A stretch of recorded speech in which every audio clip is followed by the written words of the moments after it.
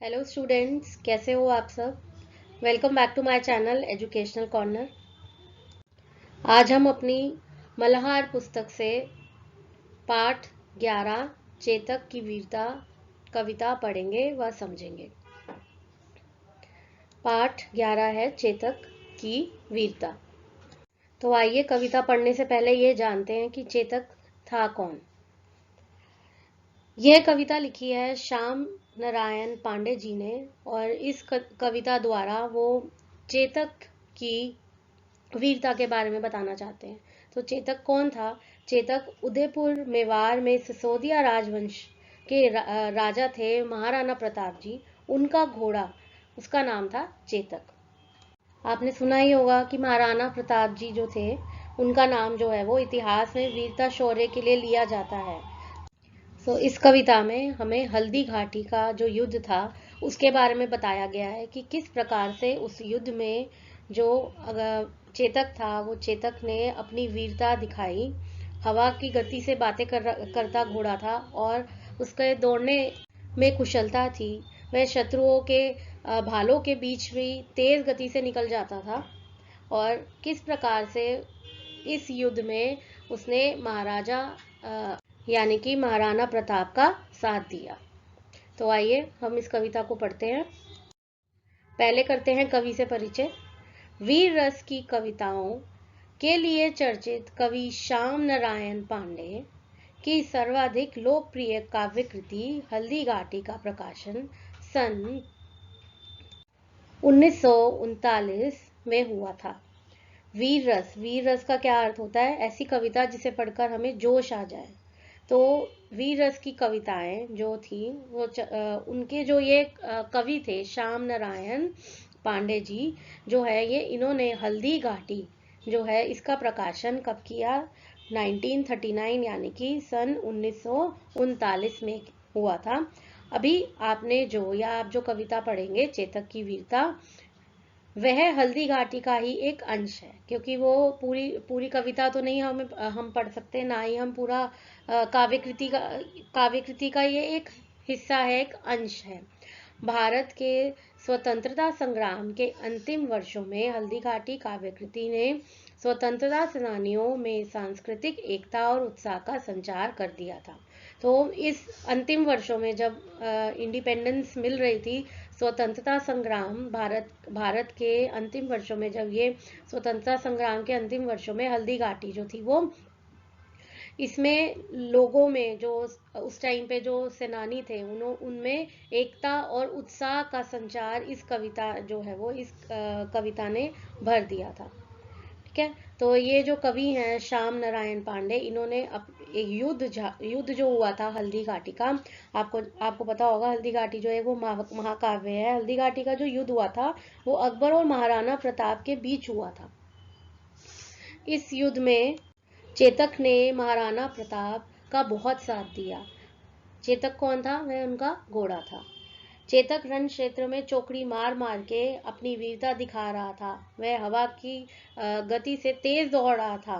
राणा प्रताप को कभी भी, आपको पता है, कभी भी उनको बताना नहीं पड़ता था चेतक को, और उनकी मन की बात तक समझ जाता था।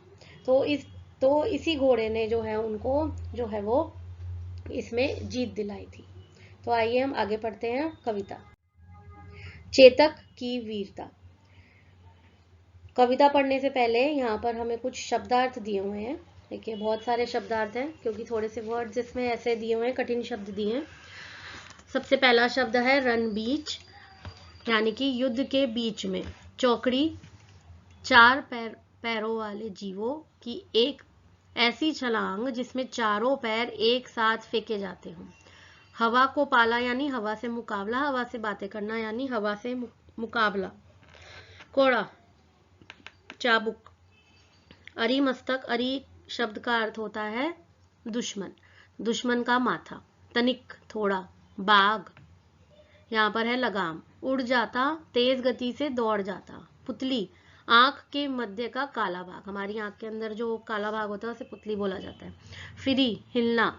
कौशल, कुशलता। भाला, एक शस्त्र जो पहले युद्ध में प्रयोग किया जाता था। निर्भीक यानी निडर। ढालो, युद्ध में आक्रमण को रोकने के लिए प्रयोग किए जाने वाला हथियार। सरपट यानी तेज गति से, करवाल यानी कि तलवार। आइए अब कविता पढ़ते हैं। रन बीच चौकड़ी भर भर, चेतक बन गया निराला था। रन बीच यानी कि युद्ध के बीच में, चौकड़ी भर भर यानी कि जो है वो तेजी से छलांग मार मार कर, चेतक बन गया निराला यानी अनोखा बन गया था। क्योंकि युद्ध का मैदान है और वहां पर युद्ध के बीच में जो है वो चेतक जो है वो तेजी से छलांग मार मार कर जो है वो अलग सा ही निराला घोड़ा बन गया था, अलग सा ही लग रहा था वो। राणा प्रताप के घोड़े से पड़ गया हवा को पाला था। तो राणा प्रताप का जो ये घोड़ा था चेतक, उससे जो है वो किसका पाला पड़ गया था? हवा का इससे पाला पड़ा था। कैसे? क्योंकि ये इतनी तेज भाग रहा था, इतनी तेज भाग रहा था कि इसकी रफ्तार जो थी वो हवा से भी तेज थी, इसलिए इसको यहाँ पर जो है वो हवा से इसको कंपेयर किया गया। तो रन के बीच मतलब युद्ध के बीच में चेतक तेजी से जो है छलांग मार मार कर जो है वो निराला घोड़ा बन गया था, अलग सा अनोखा घोड़ा बन गया था। और राणा प्रताप के घोड़ों से पड़ गया हवा को पाला था। तो राणा प्रताप का जो ये घोड़ा था, इसकी रफ्तार इतनी तेज थी कि वो लग रहा था कि हवा से भी तेज जो है वो इनका घोड़ा था। गिरता न कभी चेतक तन पर, राणा प्रताप का कोड़ा था। गिरता ना कभी, यहाँ पे किसको कह रहे हैं? यहाँ पे कह रहे हैं कि कभी भी चेतक के तन पर, कभी शरीर पर राणा प्रताप का कोड़ा यानी चाबुक नहीं चला था। क्यों? क्योंकि चाबुक तब चलाया जाता है जब घोड़े को हमें सही दिशा में लेके जाना होता है। तो घोड़े को अपने आप से ही पता था कि किस तरफ जाना है, तो इस वजह से उसके तन पर, उसके शरीर पर कभी भी जो है राणा प्रताप ने चाबुक नहीं चलाया था। गिरता ना कभी मतलब कभी ना चलाया, कभी नहीं चलाया। वह दौड़ रहा अरि मस्तक पर, या आसमान पर घोड़ा था। वह दौड़ रहा है, कहाँ दौड़ रहा है वो? अरि मस्तक, अरि यानी मैंने आपको बताया दुश्मन का माथा, या तो वो दुश्मन पर दौड़ रहा था, दुश्मन के माथे पर, सर पर दौड़ रहा था, या ऐसा लग रहा था कि वो आसमान पर जो है वो दौड़ रहा है या आसमान का घोड़ा है। ठीक है, तो यहाँ पर क्या बताया है कि कभी भी चेतक पर जो है, चेतक के तन पर, शरीर पर कभी भी जो है वो महाराणा प्रताप ने अपना कोड़ा नहीं चलाया, चाबुक नहीं चलाया, क्योंकि उसको पता था कि क्या किस वक्त करना है, उसको बताने की भी जरूरत नहीं पड़ती थी। वह इतना कुशल उसके अंदर इतना ज्यादा कौशल था, इसलिए कभी चाबुक नहीं चलाया। और वह वो जैसे दौड़ रहा था, ये नहीं समझ आ रहा था कि क्या वो दुश्मन के सर के ऊपर से दौड़ रहा है या आसमान पर दौड़ रहा है।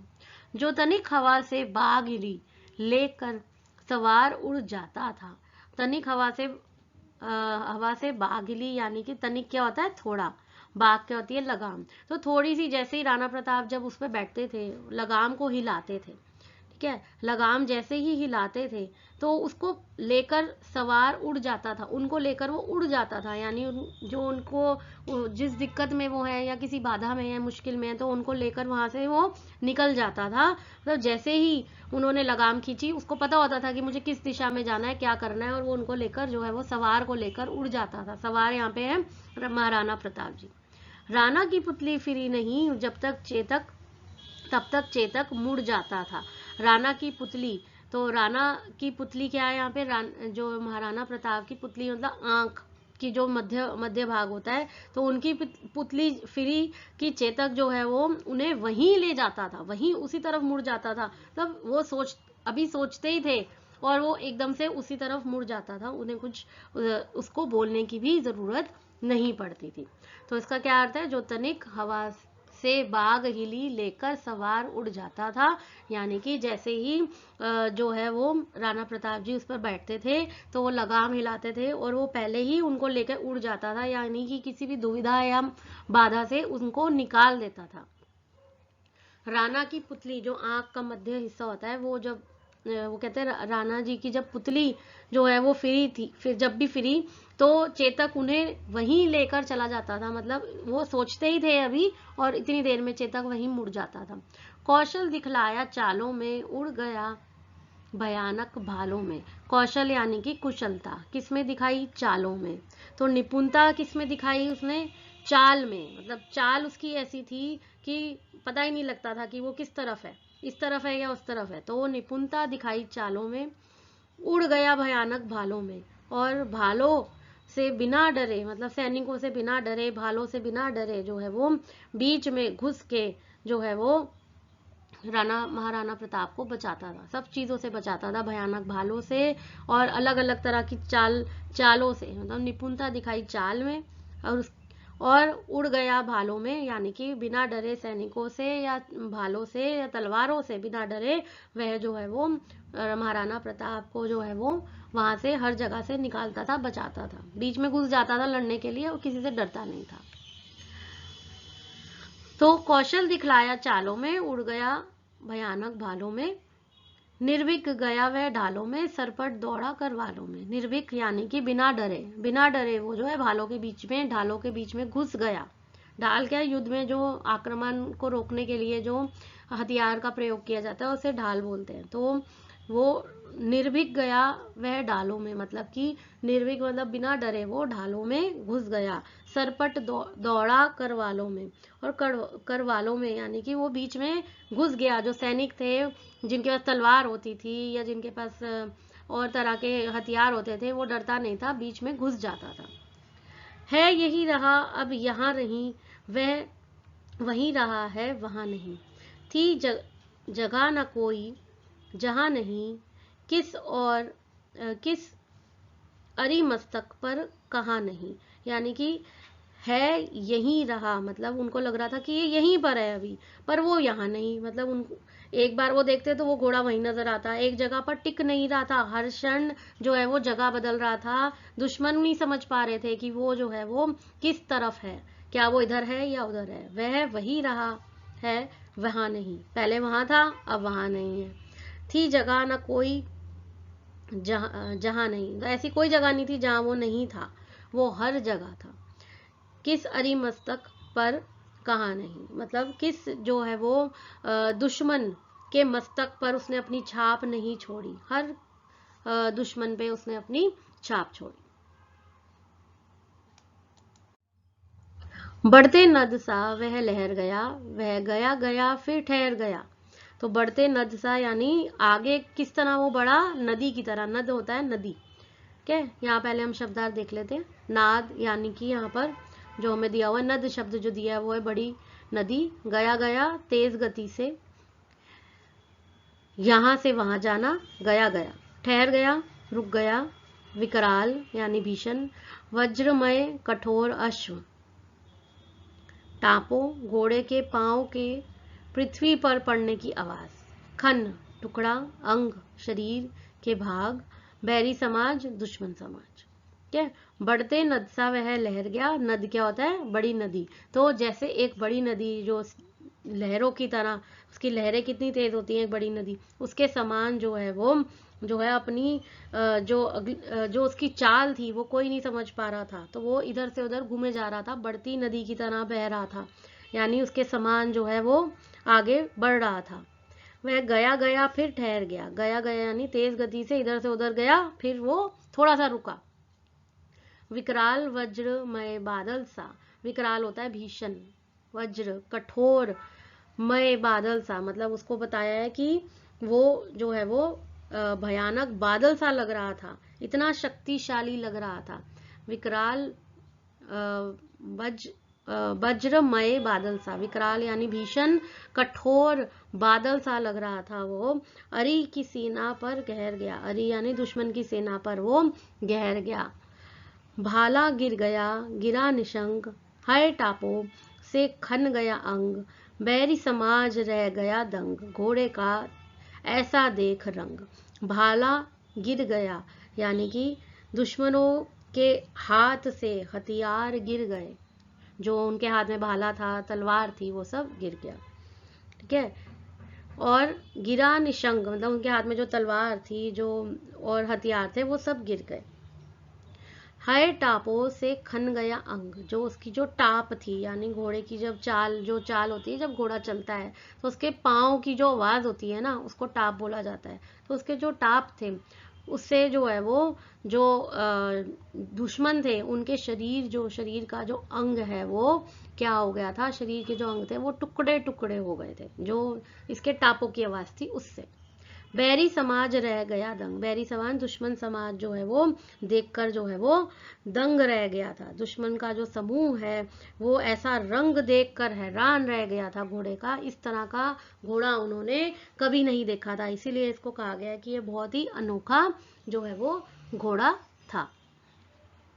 तो अब आपको पता लगा कि इस कविता का नाम क्यों चेतक की वीरता रखा गया, क्योंकि इसमें चेतक के बारे में बताया गया है कि वह महाराणा प्रताप का घोड़ा था, दौड़ने में बहुत ही कुशल था, वह शत्रु के भालों के बीच में से बहुत तेज गति से निकल जाता था, वह एक पल में यहाँ तो दूसरे पल में वहां था, शत्रु भी उसको समझ नहीं पाते थे, ऐसी कोई जगह नहीं जहां पर वो नजर नहीं आ रहा था, और शत्रु जो है शत्रु कुछ नहीं समझ पा रहे थे कि ये घोड़ा किस प्रकार का है, इसका रंग देखकर वो दंग रह गए थे कि वह लहरों, क्योंकि वह नदी की लहरों की भांति आगे बढ़ता जा रहा था, तेज बिजली की भांति शत्रुओं पर टूट पड़ता था, घोड़े की जो टाप थी उससे दुश्मन के जो शरीर के अंग थे वो टुकड़े टुकड़े हो जाते थे, और उनके अस्त्र जो शस्त्र जो वो लेकर खड़े हुए थे जिससे वो युद्ध कर रहे थे वह भी गिर जाते थे।